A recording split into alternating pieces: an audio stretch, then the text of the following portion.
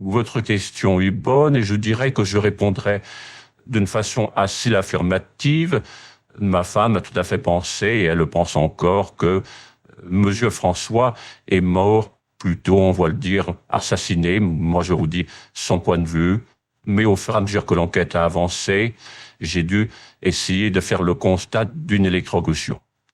Cela n'a pas été facile de faire un tel constat, parce que quand j'arrive sur place avec mon groupe d'enquêteurs, on ne trouve pas l'applique de salle de bain qui est, selon un policier, parti dans un carton.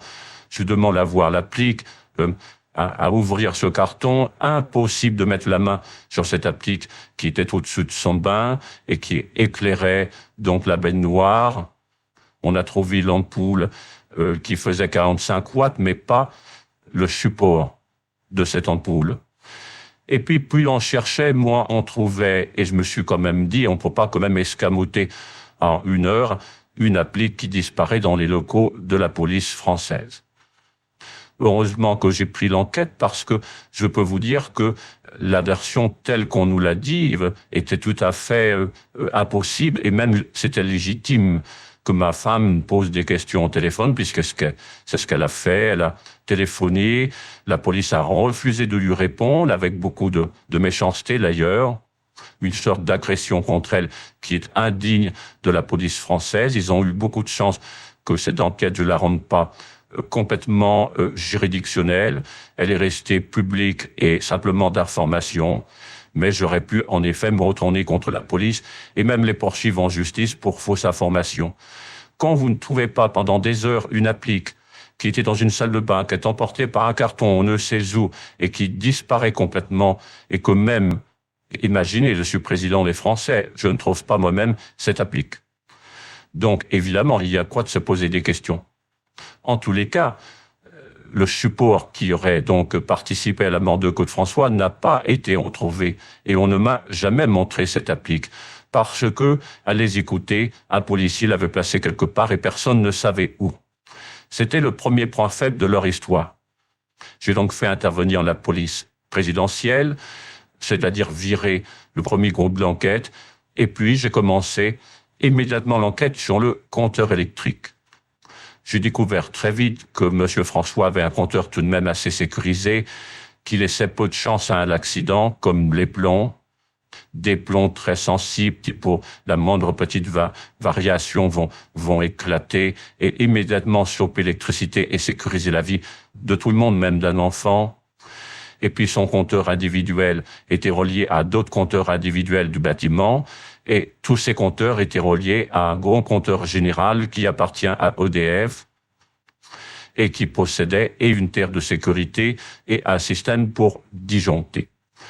Et il est vrai que le compteur individuel possédait pas autant de sécurité, mais il en avait vraiment pas besoin, puisque il était, si vous voulez, un sous-compteur de relais, et ce sous-compteur de relais était relié à un vrai compteur d'EDF, qui sont ces nouveaux compteurs de sécurité que nous avons placés depuis une dizaine d'années, possédant la terre de sécurité, pour éviter que dans tout Paris, il y ait des incendies liés au tonnerre, puisque nous sommes énormément frappés d'orage dans cette région, donc très très vulnérable, et d'ailleurs en Angleterre qui n'est pas loin, passe son temps sous la pluie.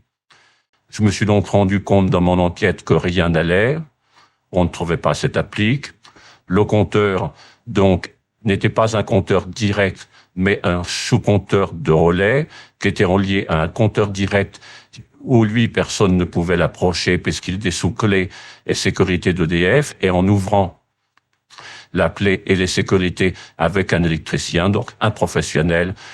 C'est lui-même qui nous a dit que François n'était pas mort électrocuté et que tout ça était une mascarade qui avait été créée par quelqu'un parce que le compteur aurait dû disjoncter dans le général. Et puis, il n'y avait pas de fort ampérage. Parce que la police nous dit il y a un fort ampérage, mais le seul ampérage qu'il y avait, c'était un ampérage de 30 ampères sur son four.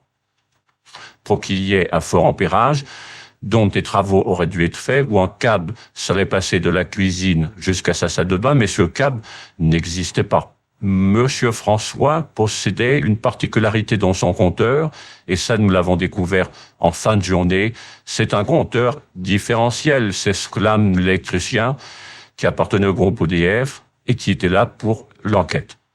Et alors, nous lui demandons en quoi ce compteur différentiel est-il si précis, si important, est-il si sécurisé, en quoi c'est vrai, on ne pourrait en aucun cas s'électrocuter. Nous posons toutes les questions et l'électricien qui a participé à l'enquête et qui a été fort aimable nous a dit, Monsieur le Président, un compteur différentiel possède 2 canaux pour les éclairages à 5 ampères, qui redescendent facilement sur du 3 ampères seulement, 4 canaux en 15 ampères, un canot de 20 ampères et de 30 ampères. Le 30 ampères, c'est pour le four, 20 ampères, c'est pour dans la maison, ça peut être une perceuse électrique, ça peut être du 15 ampères.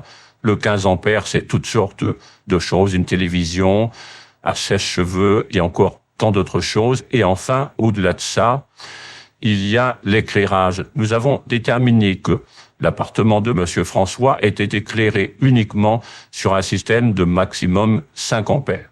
Le différentiel a ce pouvoir de régulariser l'ampérage à la consommation de votre disque selon sa vitesse, et donc n'utilise pas les 5 ampères réels, mais on est plutôt dans du 3 ampères. Donc, Monsieur François s'est électrocuté sur du 3 ampères.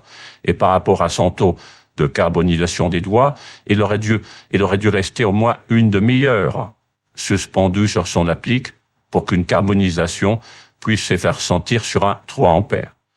L'électricien nous a dit, en toute bonne foi, que pour lui, qu'Aude François n'est pas mort électrocuté, que c'est quelqu'un qui a inventé cette histoire d'un autre lieu où l'ampérage était plus fort, et pourquoi pas, justement, son moulin où il vivait, qui disposait de tous les moyens d'ampérage nécessaires pour une forte électrocution. Mais il s'avère dans l'enquête qu'il n'y avait pas d'électricité cette nuit-là au moulin selon son entourage. Évidemment, nous n'avons pas vérifié complètement l'information puisque l'enquête sur sa mort était une enquête sur son appartement et pas sur son moulin.